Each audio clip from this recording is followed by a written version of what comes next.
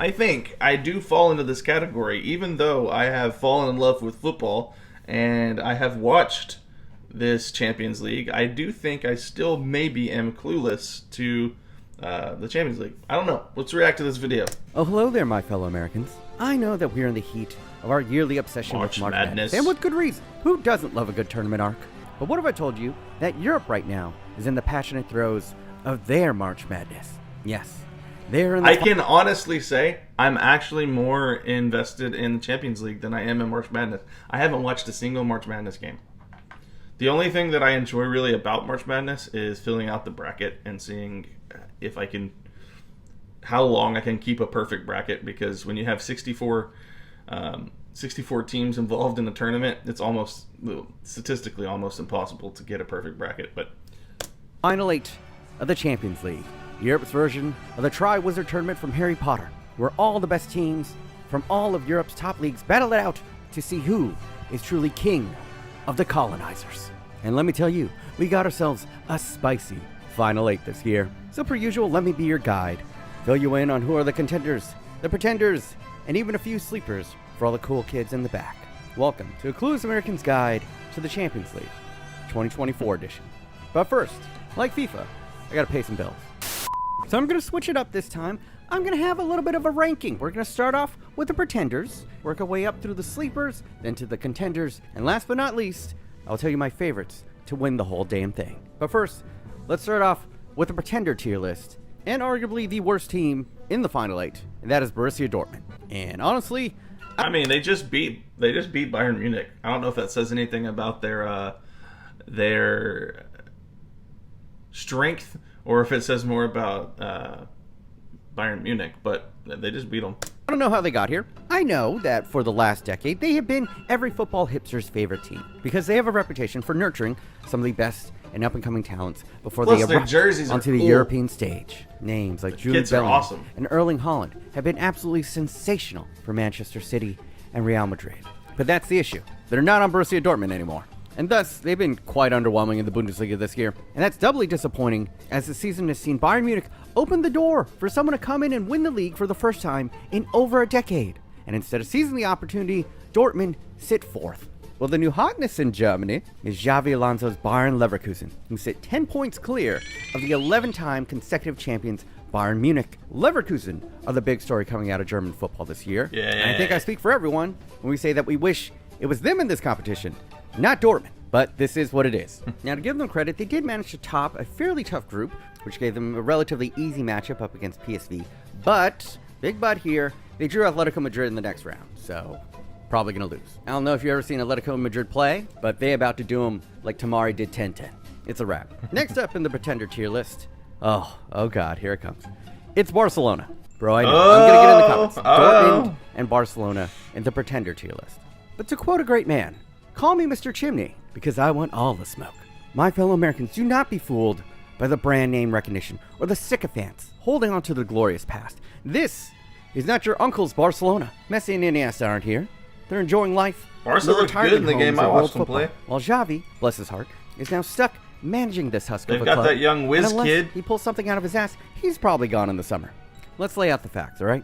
They're still broke, spending money they don't have on players who have been mostly ass, and they've been struggle busing all year long in La Liga. You know it's bad when the only thing Barca fans can brag about this season is how young their players are. They won't shut up about it. And honestly, who the cares? Whoop-de-doo, you have a player that's 16. All I'm hearing is that your team is so broke it had to resort to child labor.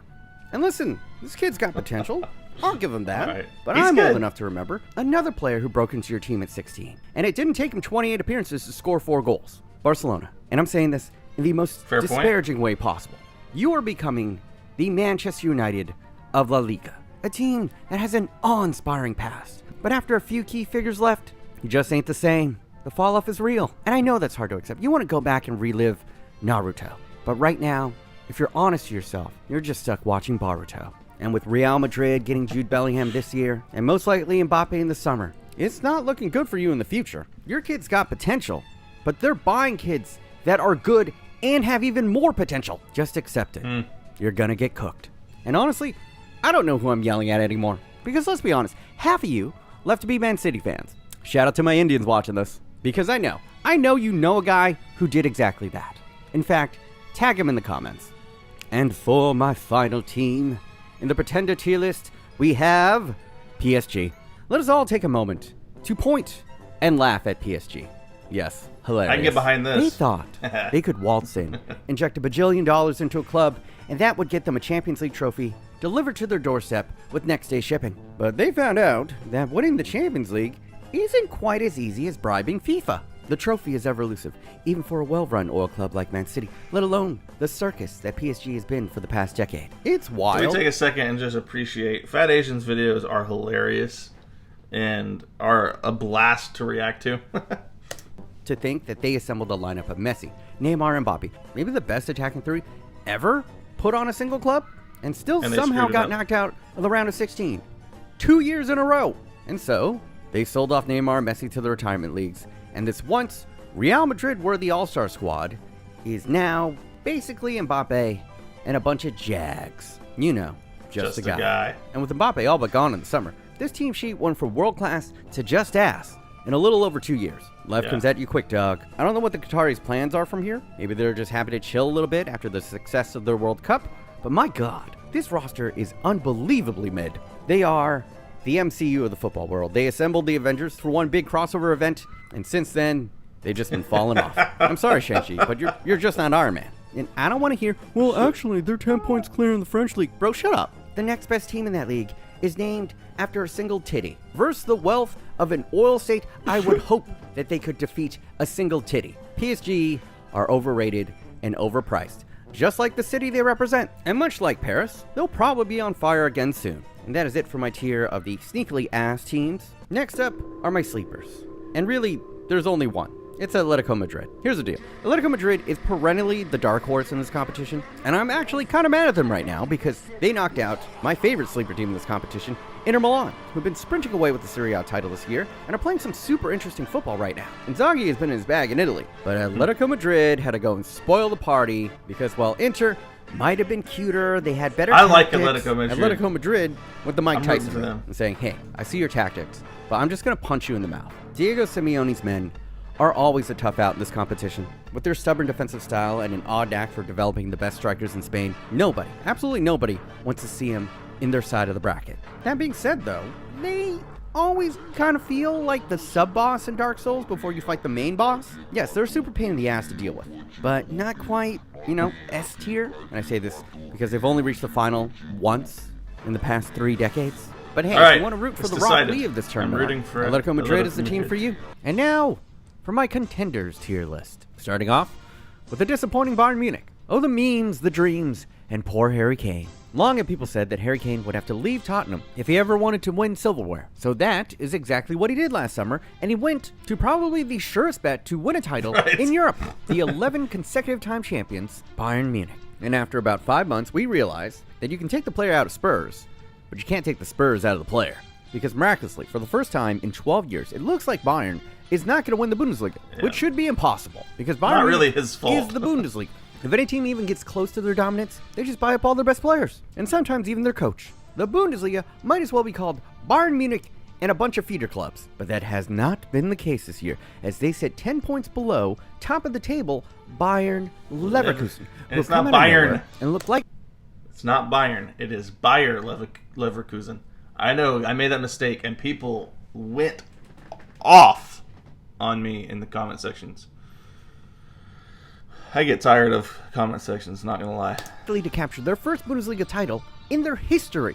Now, I gave Harry Kane a little bit of shit, but he's actually been doing his job. It's everyone else they bought in the summer that has been trash or underutilized. Now, there are many reasons that you can point for why they're underperforming in the league. They sacked their coach around this time last year to bring the undeniably brilliant, but difficult to work with, Thomas Tuchel. If reports are to be believed, in about a year, he's managed to piss off about half of the dressing room. That, combined with a lot of front office changes, including longtime legend and CEO Oliver Kahn stepping down. Oliver Kahn, what a name. And all of this has resulted in one of the worst years in decades for the German Giants. And after losing 3-0 to Bayer Leverkusen in February, it was announced that Thomas Tuchel and Bayern had decided to mutually part ways at the end of the season, which basically means you're fired, but we don't have anyone to replace you, so you're gonna have to stay on for your shift. I was this close to putting them into the Pretender tier list, and they still very well might be, but even in down here, I still give them probably the third best odds to win this competition, just because it would be a classic Thomas Tuchel move to underperform in the league and then gigabrain his way to a crazy Champions League run. He did it before with Chelsea, and they're playing Arsenal in the next round, and if things shake out right, they could play Barca after, two teams they've spanked so hard in this competition in the past that they have PTSD from them. So it might just be easy mode until they get to the final. But they're just as likely to flame out, sack Thomas Tuchel, and bring in Xavi Alonso in the summer. My God, what this ex-Liverpool and Real Madrid great is doing with Bayern Leverkusen this year is sensational. Did I mention how sad I am I don't get to see him in this competition this year? Yeah. All right, moving on. Okay. Right now, we're getting to the big boys. They still haven't lost. I want you to just look at Man City's recent run of games in the Premier League. They are absolutely devastating, just battering kids like they were adopted. Most likely, they're on their way to another Premier League title and are serious contenders to win this competition. You would expect no less from Pep Guardiola and Man City. Which is why it's so surprising that this is actually Arsenal. I tricked you. Not just because I'm a troll, but more to prove that if it wasn't Arsenal, people would actually consider them a serious threat. They would ship a bottle job FC. That's just the way it is in sports. And how much I hate in football more than Arsenal's yellow kits. Those yellow kits are disgusting. Up in pretty much a tie for who I believe is going to win this competition. It's Real Madrid. You've heard all the platitudes before. This competition is their birthright. They have double the amount of European titles to the closest competitor. And if Bayern owns the Bundesliga, Real Madrid owns the Champions League. And what's nutty about it is they don't even have to be that good. Yes, in the 90s and the 2000s, when they were the Galacticos, they were just better than everybody. But these recent Champions League wins, my God, they've won in the ugliest, derpiest bullshit ways possible. They're like a vampire in this competition. Until you put the stake in the heart and it's in the ground, they're not dead. And this is just another classic Real Madrid run. They've looked less than dominant for most of the year, but they keep on finding ways to win. The injection of Jude Bellingham into this Real Madrid squad has been sensational to watch. Issue like watching tap-ins. And that makes a lot of sense because Real Madrid loves a good tap-in artist. All jokes aside, Jude Bellingham has been world-class. No one thought he would be this good. Since stepping on the pitch for Los Blancos, he's been absolute mint, scoring a ridiculous 16 goals to lead La Liga. And that is from a midfielder role. Bellingham He's the first Real Madrid midfielder legit in the 21st century to score 15-plus goals in a single La Liga campaign. The only players who have scored more are Fat Ronaldo, Cristiano Ronaldo, Gareth Bale, and Ruud van Nistelrooy. All icons and future icon cards in FIFA. What this young man is doing at the Santiago Bernabeu, week in and week out, is a madness. For someone this young to do what he's doing under that much pressure is a dawn asset. Pretty impressive. Even the likes of David Beckham never reached his heights at Real Madrid. He stepped in, and he's already Real Madrid's best player. It's insane. And they got some decent players. Vinicius Jr. is as dangerous as ever on that left wing. Camavinga can cover any position on and off the pitch. And while Pep Guardiola is this genius tactician where he wants the positioning of every one of his players inch perfect, down to the tiniest details, with or without the ball, the manager of Real Madrid, Carlo Ancelotti's tactics, can often be boiled down to it. We ball. Using the power of friendship and an inquisitive eyebrow, he powers up his players like he's buffing the party in Baldur's Gate. And the fact that this team, no matter how bad it looks, no matter the scoreline, no matter how late it is, they always seem to find some bullshit way to win. And what's scary is that about 5 years ago, Real Madrid completely shifted their transfer policy. They sold off a lot of their aging Galacticos to invest more in the stars of tomorrow. And that youth is starting to come to fruition. They're sitting atop of La Liga after weathering an early storm from upstart Girona. And now, by most accounts, it seems like they will finally be getting their man, Kylian Mbappe, this summer. And with rumors of them monitoring Trent Alexander-Arnold and the new Brazilian wonderkin, Endrick, Real Madrid fans might just splooge themselves to death come this summer. And that's looking forward to next year. They're already the second best odds to win this competition this year. Can you imagine the squad? Oh, God. Oh, it's going to be a tough summer for Barca fans. All right. And last but not least, I'm going chalk. It's Man City. They're the defending treble-winning champs with a squad whose second team could beat 90% of the teams in Europe. And they have the bald-headed goat as their manager. Right. It should be theirs to win it. But they're not invincible, beyond the obvious caveat that this competition is notoriously difficult to win back-to-back. Man City have been a little off this year. They've only won one match against the top six in the Premier League this year, and that was against Man United, so it doesn't count. Erling Haaland, while he's still leading the league in goals scored, has had a little bit of a sophomore slump. I mean, that was inevitable Yeah. because you can't keep up a record-breaking pace forever. Yeah, his pace but he's was had a little bit of ridiculous lull in his first form, year. and he's complained about fatigue. And for all the accolades and platitudes that we laud upon His Holiness, the blessed Pep Guardiola, he is no patron saint of the Champions League. In fact, before last year, he had never won the Champions League trophy without Lionel Messi on the pitch for him. So while they might be the odds-on favorite to take it all, I wouldn't bet on it. They are the best first team and second team on paper. Kevin De Bruyne is back from injury, and he's still the best midfielder in the world. Phil Foden is enjoying a productive season, and I know Bernardo Silva cannot wait to cook Camavinga again this year. But I just don't know. I just don't think they even make it to the final. Funky things happen in tournament play, and I just think that winning the treble, getting that last piece of silverware that they never tasted, it sapped a little bit of their motivation. Total victory has made them lose their edge a bit. And that is why I could see a Real Madrid or Thomas Tuchel at Bayern Munich win it all. I agree with that. Either way, I'm sure that we're in store for a crazy Final 8. And you sure as hell can bet that I'll be back for the Final 4 to break down how it all went down. That is going to be it for me. All right, Fat Asian gave us a breakdown of the Champions League for clueless Americans, which turns out I'm not that clueless. I tracked with him the entire time there. Yeah, and I have to agree. I think that Manchester City, maybe I'm just cynical of them because they just don't pop up in the news that much. They're just kind of quietly having an unbelievable season, but they haven't really had the dominance. And I think probably it's because Erling Haaland hasn't put in as many goals this season.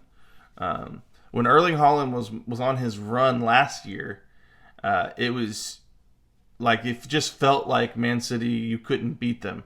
But since he's not doing his alien stuff this year, they feel a little bit more like there's a weakness there. So thank you to Fat Asian for another great video. If you enjoyed this video, go ahead and smash like on it for me. Comment down below what I should check out next. And I'll see you guys in the next video.